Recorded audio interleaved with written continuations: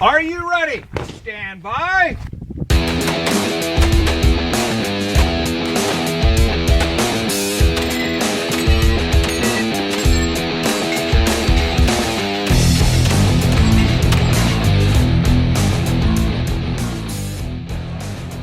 All right, welcome back to the Three Gun Show. We are at SHOT Show 2017, and we are in the Krieger Barrels booth with Mr. John Krieger. John, welcome to the show.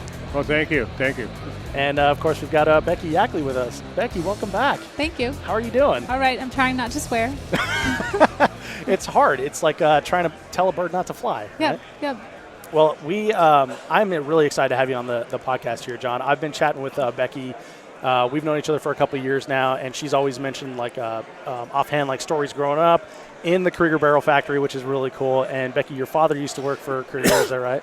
Yeah, he does gunsmithing. He still gunsmiths for him. Oh, okay. Yeah. Great. So yeah, her dad used to work for me in the shop, and then he started his own shop at home and does all of our barrel fitting and gunsmithing and so forth at home. at home. That's awesome. Yeah. Works from home. Perfect. Yeah. So, John, I want to take it back here, and I want to get the whole story of Krieger Barrels because it sounds like you guys have a really interesting backstory for your company and how you build your barrels and what your company culture is with a family sort of environment. So, tell me when did you get into shooting, and then how did you decide to start Krieger Barrels? Well, I was interested in guns my whole life, actually, when I was a kid. Actually, I started out initially being interested in archery or whatever, but I was hunting with my uncle when I was a kid. I was maybe 8 years old or whatever, and for some reason I looked through the barrel of the .22 and I saw the spiral grooves. And I mentioned it to him, and he explained what it did with the bullet and stabilizing it and so on and so forth. And it's like you threw a switch. From that moment on, I couldn't learn enough about it. Oh, really? Yeah, it just bit me and it wouldn't let go. Yeah, anyway, my dad had a machine shop, so I was always in that environment. And when I was a kid in grade school, whatever, I was out there, customizing guns, really butchering them, but customizing them, whatever. And stayed in that business, basically. And early 70s, I got into competitive shooting. And that was kind of a helter-skelter thing that even led up to that. But through that, I ended up meeting Boots Obermeyer, who's a barrel maker, very well-known, nationally known and so forth, real sharp guy, really good guy. And he was always talking about machines being available and a lot of work and so forth, and just never quite picked up on it until the early 80s. And I had actually wanted to make barrels for many years prior to that, just never did because it was in the machine shop business, and you get tied up in life and the mortgage and the kids and all that stuff. Yeah, got to pay the bills. You can't play around. Right. So anyhow, early 80s there was a recession set in, and my dad was getting very old, and we had not really done any modernization, and the business was not particularly strong. And I just offhandedly mentioned Boots Obermeyer at one point. We were in a match down at the Pitts Pulling Targets or whatever, and NRA type matches. And I mentioned to him I'd be interested in it, finding some machinery or whatever. And a couple months later, a guy called me from Indiana, Jim McLemore, said he was going out east to buy some machinery. Wanted to know whether I was interested, and I said, yeah, I was. So a week or two later, he called and had a rifler, and I said, well, you better get me a drill and a reamer then, too. So he did, and then I still was running my dad's business during the day and had to do the learning how to make barrels and that at night. Right. But Boots was very instrumental. He had given me a lot of tips. I never actually had the opportunity to work with him like Mark Chamlin had and Mike Rock, but I did get a lot of useful information from him. Having been in the machining all my life, I understood what he was talking about, whereas a lot of times other people in the matches wouldn't know what he was talking about. Sure. But, he was very instrumental in getting me into the barrel business, and then after, just loved it.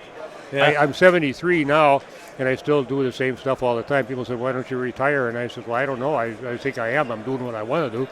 Yeah, I mean, that's the ultimate goal, right? Yeah, Most, right. There's probably a lot of folks out there that say, oh, I can't wait till I retire. I'm going to make barrels. So yeah, there you go. Yeah.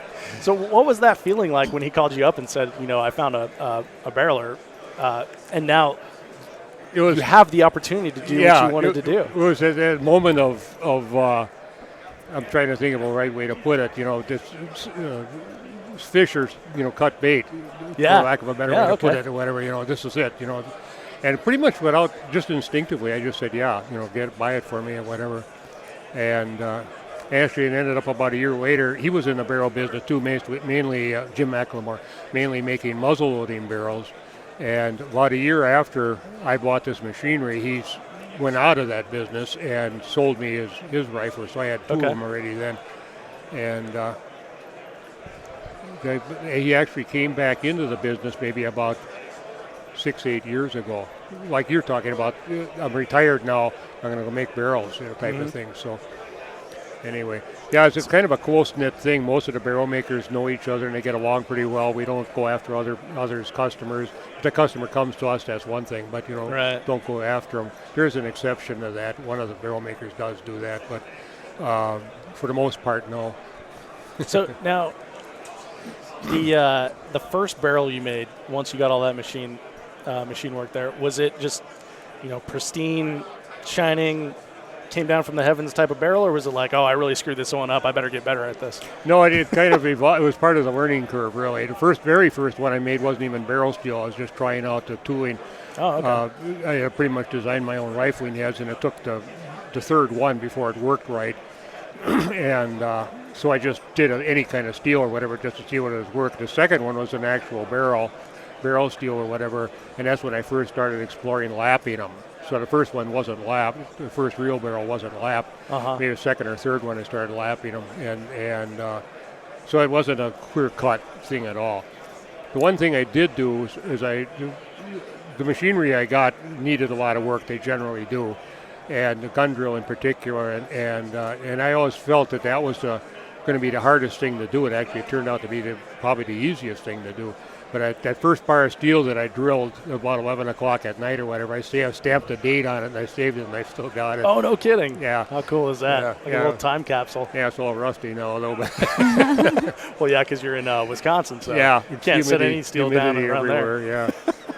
So the lapping process that you mentioned, for someone who's listening to this and not really familiar with machining or how that process works, describe like what a lapping process is.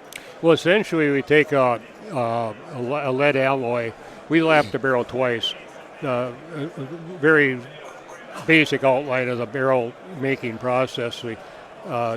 First of all, we cryogenically treat the steel when it's just in a bar. And you just set that outside in the winter No, we in Wisconsin? do it. We've got it in-house. Yeah. Okay.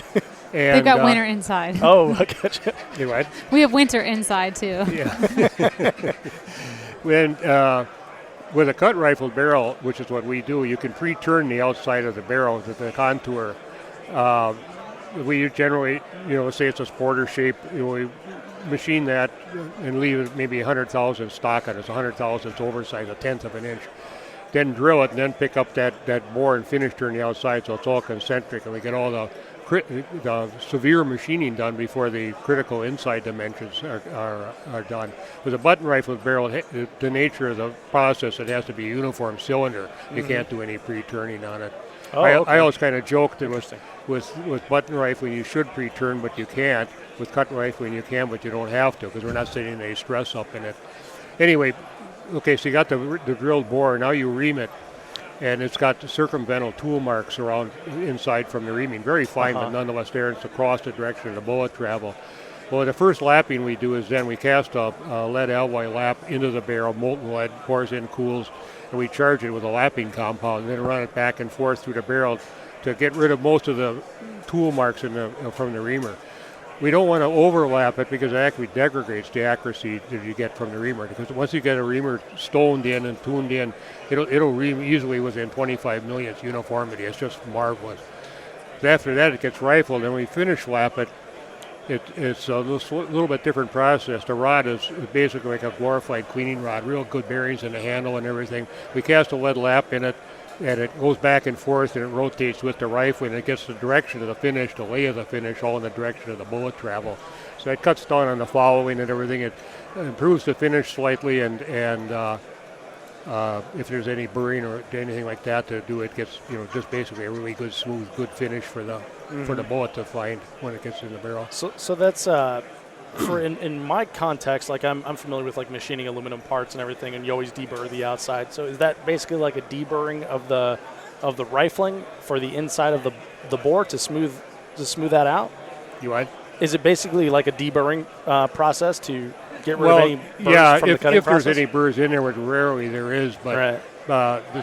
there will be mostly edges. from the standpoint that the machinability of the steel varies even in one length of bar. They're not homogeneous and uniform. We can even hear it when they're drilling. It's changing sound or whatever. But but mostly it's to get, when we first did the pre-lapping after the reaming, the barrel's actually spun where we're running the lap back and forth, so it leaves a crosshatch pattern like an engine cylinder almost. Well, now that's on top of the lands. The grooves from the cutting are in the direction of the bullet travel, but the stuff on top of the lands isn't. So it's mostly what we're doing is getting that finish on the top of the lands the same as the grooves, is all the same as the direction of the bullet travel. I gotcha. So it's like super details that make your barrels unique and shoot so well? Is that I think so. And it reduces copper fouling and that sort of thing. I've never experienced any fouling personally with my own barrels, and like I say, I've shot competitively with them since the early 70s. And essentially, it's one of the things we hear all the time is they clean easier and they don't foul and so on and so forth. So once you got those that first barrel made and you realize, okay, we've got a good process here. I can repeat this. I can make a second barrel and a third barrel, etc. How did you go to then market your barrels? Did you stick in the competition shooting, or did you just find the first person you could and say, hey, look at this? Well, actually, I had a couple of barrels out. It was, like I say, it was an evolving process. It wasn't a cut and dry thing. At this date we did this or that. But nationally, the way I first did it is I ran a little tiny classified ad in Shotgun News, and we got hundreds of responses from that one thing, and then it started. Oh, no kidding. Yeah. From that point on, we were behind on delivery. It's a good problem to have. Yeah, we got the. We got behind in delivery, our production always kept increasing. We got more machines and so on and so forth, but nonetheless, we always seemed to be behind. We never got caught up. But do you remember what that first ad said that was in Shotgun News? Well, no, not exactly. But the other thing we were doing, we had one of the things with my dad's shop is we did some government work for Rock Island Arsenal and things like that. And one of the things we actually made and still make to this day is hooded aperture rear sight for the M14 and the M1 Grand. And we had just finished two big orders for Rock Island for those, and I always overran them because I could sell them commercially too. And so I had that in the ad as well, and actually that was probably more the bulk of the ad was about this hooded aperture sight that was made to mil spec, whatever it was, and stuff like that. And then the other thing we were doing initially was offering the M1A barrels and the M1 Grand barrels in other calibers. Like, for example, M1 Grand barrel could be in a 2506 or something like that. Oh, okay. So it was something that nobody else was doing at the time. And the other thing that nobody else was doing was when somebody wanted to say, when they wanted to build a full bore match M1A, they'd have somebody build it like Clint Fowler's, who was a good builder, and they would have to get a premium barrel blank. There was a lot of people were using other barrel blanks, like Barnett was making a M14 barrel, something like that, but it wasn't a premium barrel blank to start with. So somebody like Quinn Fowler would have to buy an Obermeyer barrel or Hart barrel, or they never had to do ours because we started this program right away, but you'd have to do all the machining on the outside of it, and that's where really the work is on those things, the splines and the threads and the timing and the gas port and all that. So what we did is we offered these barrels in a production mode where we did all the outside work. We did everything possible on the barrel, but it still had to have a little stock on the shoulder to time with their receivers, because the receivers varied, and then the chamber it because of the bolt and headspace relationship. So we offered that right out of the block. So these things that came out, naturally, like for example, in the 3006, you could also get them in the 2506 or 706 or whatever, things like that. But so have you primarily stuck to like competition shooting? Is that what? You've primarily stuck to competition shooting as like your general market for The barrels you make? Yeah, we didn't really try to target anything in particular, I guess, because of the M1A barrels, the slash M14.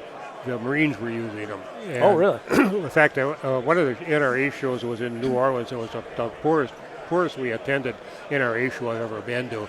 And I used to do the shows alone back then, and I walked out of the booth and walked around, and I found the Marine shooters. They had a booth there, and I talked to them, and they said they took my literature and said they would talk to the armorer, Tim Fisher, and he called, and I sent him a barrel sample, and he put it on one of their M14s, and the guy won the President's 100. yeah, so that was our first start, really, getting some national attention. They wouldn't let me use that in the advertising, but I could tell where they'd been in the country shooting because they would start getting ads from all around the country. But essentially, to answer your original question, the vast majority of our promotion has been word of mouth. We've done very little advertising prior to now. I do believe now is a different market, so that's changing. But prior to that, we haven't had to. It's been word of mouth, and through that word of mouth, we've ended up selling nationally and to 17 foreign countries, so all friendly countries. The good ones. Yeah. So that's worked very well for us, but I think now it's a little bit different. And one of the reasons we've teamed up with Becky, an old family, her dad and I, and I've known her since she was a little girl.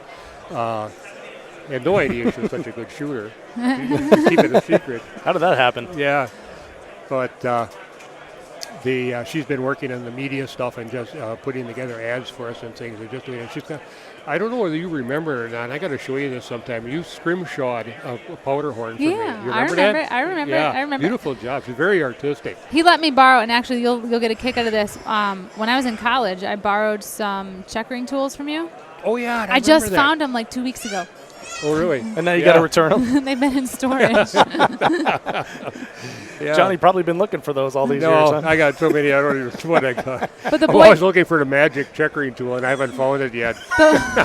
The boys had the stock that I started checkering. It was a 22 that Mark had, and it's got like half the checkering done. So now I can tell them, you guys can learn about checkering. Yeah. That's awesome. So, how big of an operation was Krieger at that time? You said you've been doing the same thing for years and years and years. Yeah. Did you ever bring in any help in the shop? Oh yeah. Initially, it was kind of a muddy transformation in the sense that it was kind of like I was running my dad's shop in the day and the barrels at night, but then very shortly the barrel stuff started requiring too much time. So little by little, one by one, I'd get guys from my dad's business working on the barrels, and then Krieger Barrels would pay Krieger Manufacturing, which is the name of my dad's shop. They would pay the hourly thing for the ones. Well, after a few years, there was virtually no business left in the Krieger Manufacturing, and it just closed it down and did nothing but barrels after that. But and so you've had like the same crew working for you for a long time then? Initially, yeah. Initially? Yeah, eventually we got more and more people. We've got 39 people today. Oh, wow. Yeah, so it's obvious. We didn't have that many then. I think we had, I would say probably within a few years of starting Krieger Barrels, we were at around 9 or 10 or 11 employees in there, but it's just gradually gotten more and more. I never intended necessarily to have the business grow that much. In fact, I never knew there was that much of a market. I initially thought it would be something more into the pot at Krieger, my dad's shop, Krieger Manufacturing or whatever. I didn't think it would be that big of a market, and it just kept pushing me to get bigger and bigger. Essentially, I had not had that intention. I didn't have anything you could call a business plan. It was just kind of like just a passion for from the hip or whatever you want to call it. Yeah, yeah. So did you ever have any sort of growing pains or anything along the way of any sort of challenges you had to overcome as far as growing in size from that first initial 9 to 10 people? Yeah, there always is. A lot of it was finding the machinery. It's very specialized machinery, and a lot of it got scrapped out after probably the 50s. Some of the machines, like the riflers, are fairly recognizable because they have a spiral leader bar on them. But the reaming machines, for example, that somebody that doesn't know about barrel making look at them and have no idea what the thing is for, so they just got melted down. So reamers were really the hard things to find. Gun drilling machines had a commercial application besides barrels, so they were fairly common. They also were more expensive because there was more of a market for them as well. But I'd say that was probably one of the big things, was having being throttled back by lack of machinery. Right. Today that's not the case. I got stuff in storage. Because you have to kind of buy it when it turns up, whether you need it at that point in time or not. Right, because you might need it in the future, right? Yeah, because they don't make them anymore. But not these machines. I mean, you can make the machines. If it's been made once, it can be made again. Right. So has the technology to build barrels, to make barrels, changed over the years that you've been in business? No, not basically, but tool materials and barrel steels and lubricants and things like that do. That's always evolving. And even our tooling themselves, I think probably anybody that cut rifles has got their own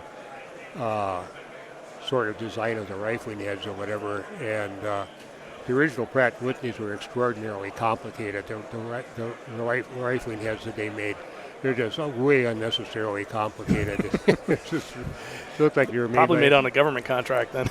Yeah, or a committee or both, which is the same thing. Exactly. But, the interesting thing too, I think, about not to knock button barrels. Every way of making barrels, rifling barrels, you can make good barrels. They've all got their drawbacks, but the other ways of making them, all their drawbacks are a mechanical thing or a process thing or whatever. With the cut rifling, the only drawback is to me as a manufacturer. It takes so long to rifle them. The buttoning, and I have played with, we do not make a button rifle barrel, but I have played with button rifling, and it's a couple of minutes floor to floor to rifle the barrel, whereas it takes an hour on up for us to rifle it. And wow. Yeah, and I think on the average the cut barrels are more accurate, and the reason I think that is, I'm not saying at any point in time the cheapest barrel on the planet could outshoot the most expensive one. That's just the nature of the beast. But on the average, the cut barrels are more accurate because of that variation in the steel.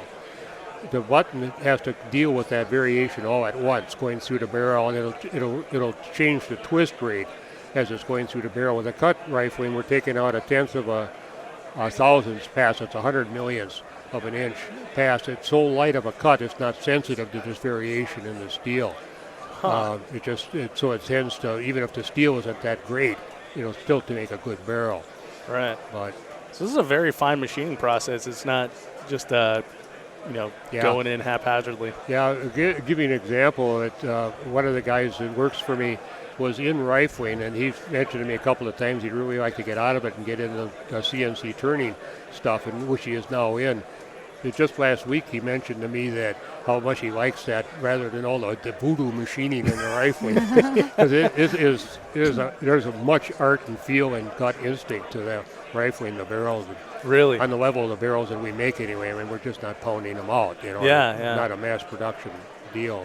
So do you find, with that voodoo, do you find it's like difficult to bring someone new into the process and train them up on that to hone that feel for? It depends.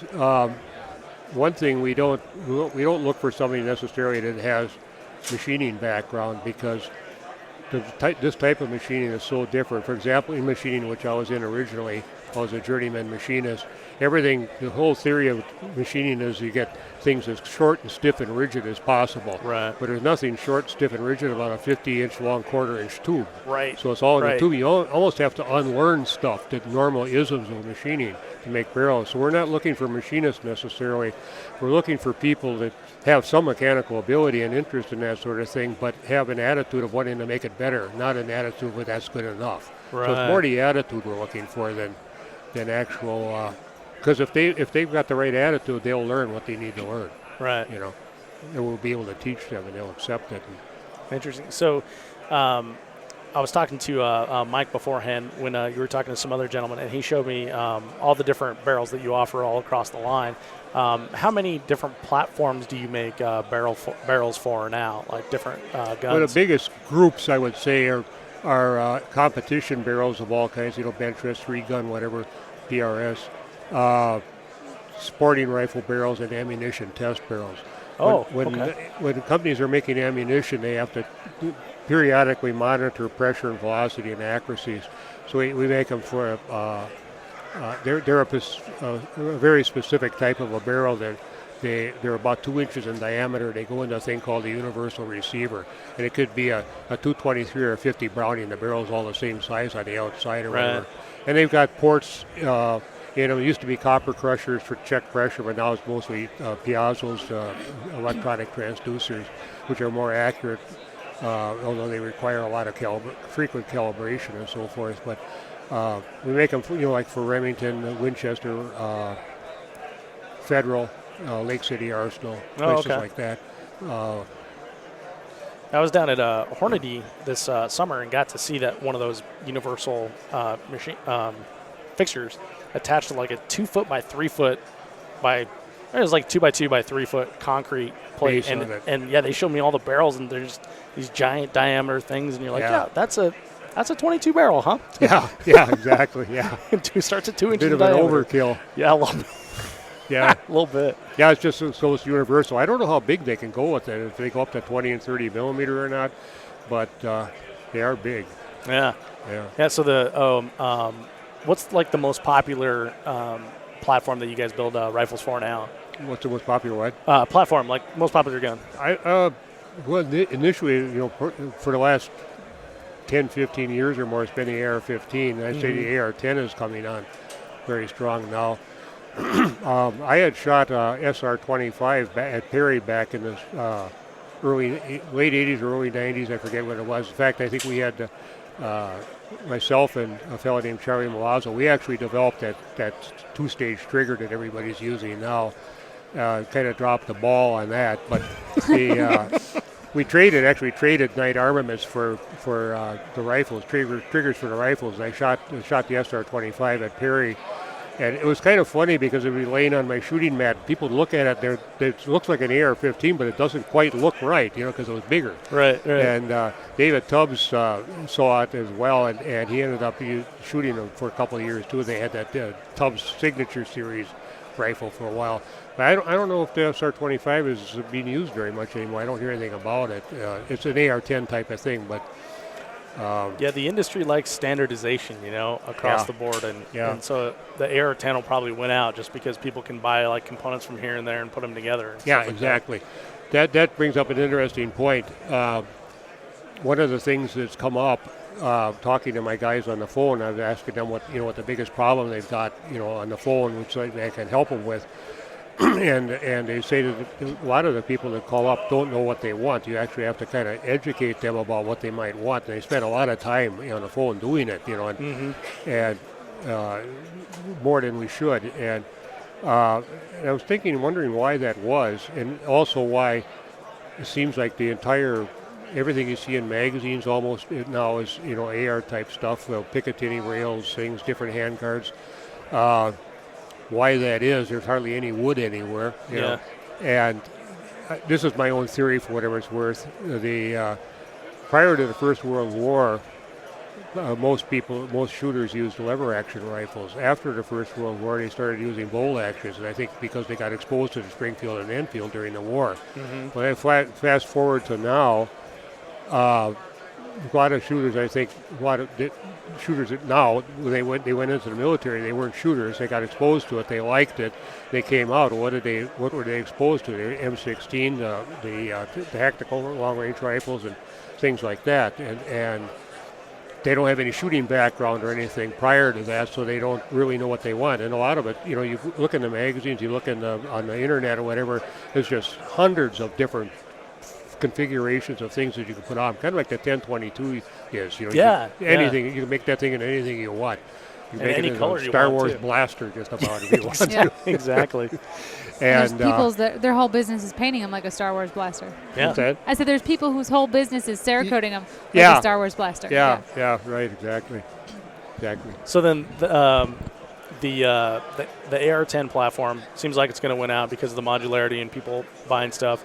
You have to educate the customers on what type of barrel. So when you have a customer call in and they don't know exactly what they want, maybe they're wanting to shoot like the gas gun series or something of that nature, long range with like an AR-10 platform. How do you take them through that process? For me, I've never shot long range. The longest I've shot is like 600 yards in a 3-gun match. So if I'm looking to get into that, what advice would you give me as far as like what I need to look for in a barrel? Well, I think probably a good shooter doesn't matter too much. The only thing, if you're going to go to extremely long range, like 1,000 yards, the one thing you have to do is keep that bullet above the speed of sound.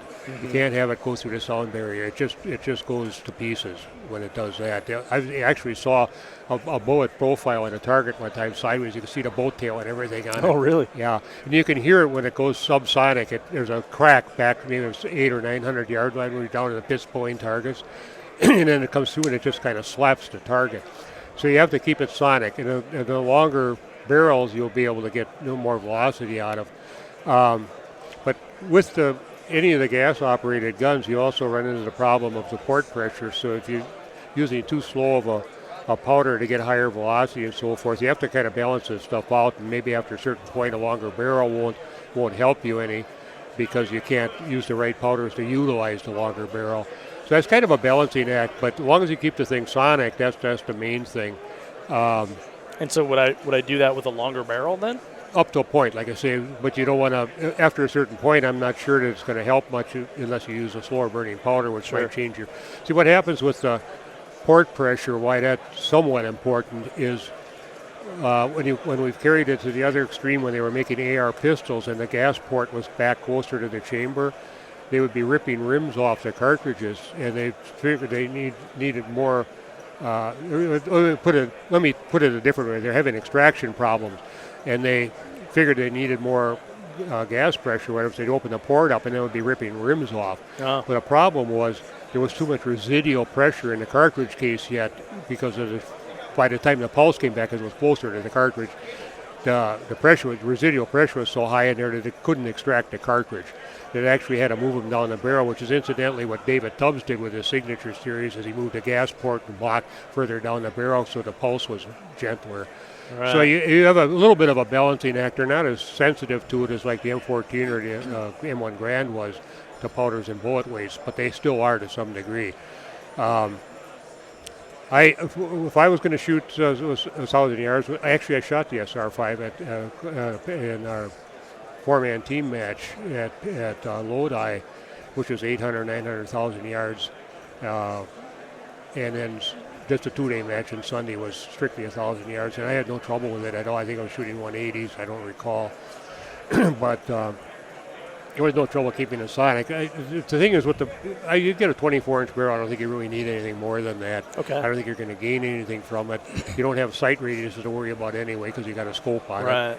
So with some of the Palma rifles or whatever, you even have a bloop tube on the end of the thing to get the sight radius further, because it's just more accurate, just like the Kentucky rifles, that sight radius is just simple trigonometry. But so then if I'm shooting 1,000 yards, so I'm sticking to like a 24-inch barrel, and I call up Krieger, talk to one of your sales folks, and what else are they going to tell me that I need to spec out on that barrel to make sure that it's the right one for me? I don't think anything. I think that would be it. You choose the caliber, it doesn't have to be a 308. We're doing a lot of 6.5 Creedmoors, for example, right now, a lot. Probably more than anything else in the AR-10 platform. Right. Which is, again, an excellent long-range cartridge. And recoil impulse is a lot less. And that helps. See, you shoot, all day long with a lot of recoil. You think it doesn't, bother you. You've shot tens of thousands of rounds or whatever. But it has somewhere back in your head, it's annoying you. And explosion going off in front of me. Yeah, it's like that monkey brain makes you want to run from it. Yeah, I'll give you an example. Years ago when I was shooting a lot, I shot a 1,000-yard match. I was shooting a 30x338. It was a pretty heavy rifle or whatever. And then the following weekend, I was shooting my 40x308 in a league match or whatever. And the first shot that went off in the 308, I went literally in my head. It went through. Oh, that felt good. Instead of that big old whamming, banging 30x338. And that isn't that bad. It's a heavy rifle and whatever, but that little bit difference, it makes a difference. You don't break the shots quite as clean. Oh, yeah. Yeah, I'm sure that has like a lot of effect to it. My my pal Guy that's behind you over here watching our audio, he has a 7mm mag, and we took it to the range and we were shooting it, and you know, by the end of the day, those groups start opening up, and guys like, oh, you want to shoot somewhere? I'm like, nah, I'm good, thank you. Started getting beat in the face with the stock. Totally unrelated to what we've been talking about, but that just reminded me of somebody talking about the groups opening up. There's kind of an ism that a rifle with a very light barrel, like a hunting rifle, skinny light barrel, that after 2, 3, 4 shots or whatever, that the groups start to open up. They walking, or the accuracy goes. They have to let them cool down or something like that. I'm not going to say that doesn't happen, but I think much more likely is the heat mirage off the barrel, because that's very intense with a light barrel. And to prove it, if somebody wants to prove it to themselves after they've shot a couple rounds with a very light barrel, let the gun sit in the sandbags. Don't touch it at all, and look at the target through the scope. The thing is dancing around. The target's moving around. Which one are you going to shoot at? The middle one. Yeah, the middle one. There you go. It's always a choice. It's like when I have a couple beers and go bowling. yeah, exactly. Well, John, I appreciate your time and telling the story of Krieger Barrels here. If folks want to learn more about Krieger Barrels, where can they find you guys? Probably the best thing is going to be on our website, and we're doing a YouTube thing, aren't we? We're gonna have a YouTube channel. Cool. We're going to have a YouTube channel. Yeah, yes. That's what Exciting. I thought. Yeah, Well, Becky's going to be handling that sort of thing.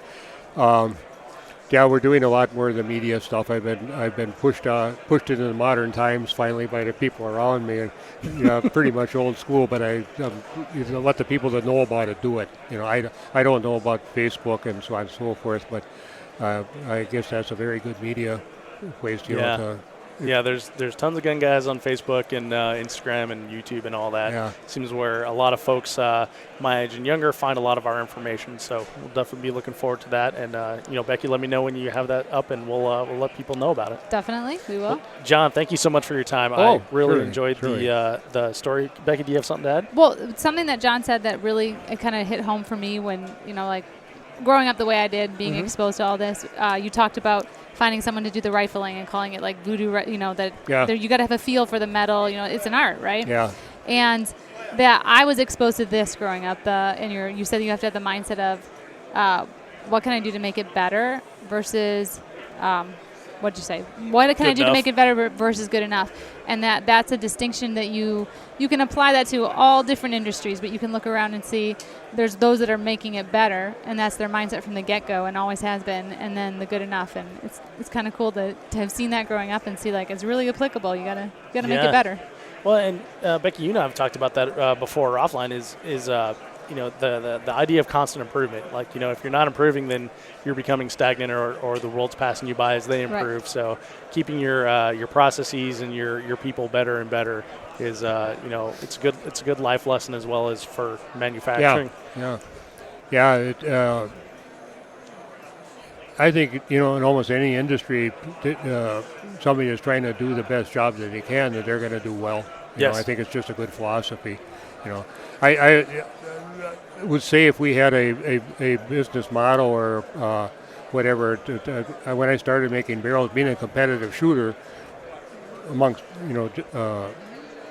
I felt that I wanted to make the best barrel I could. I would have to charge what I had to charge for it and let the chips fall where they may. Buy it or don't buy it, but this is the way it's going to be made or whatever. And then the second thing was try as much as possible to keep every customer happy. It's not always possible, but I tell you, as far as I'm concerned, the customers to the shooting industry hazard are the best there is. There's so much honesty and integrity, and people willing to learn and asking questions and not know-it-alls and all that sort of thing. It's just a really good market, I think, to be in. I thoroughly enjoy talking to people at the shows and getting information from them. I was talking to a couple of people at these shows. They'd ask me a question. I end up learning more from them than they learn from me. But I'm very happy. I feel I'm very fortunate. I've had the opportunity to actually make my living in doing something I love to start with. And it's just been a blessing. I'm very grateful. I'm grateful to the industry. We try to help as much as we can with the junior shooters and the matches and so forth to try to give something back, because I got so much out of it. I love that. I love that philosophy of giving back to the industry that's given you so much. And there's a lot of people in here that do it. That attitude is throughout this industry. There's people doing it all the time. Yeah, and I am very fortunate to be able to do this podcast, and I chose shooting because I love shooting so much, and this is a cool. Talk about it too. I get to talk about it all the time, and I get to share great stories like the one that you have as well. So, well, John, it sounds like you guys had an amazing story for the beginnings of the company, the growing spurts and everything, and I wish you all the luck in the future, man. No, thank you very much for being on the show. Thanks for having me on the show.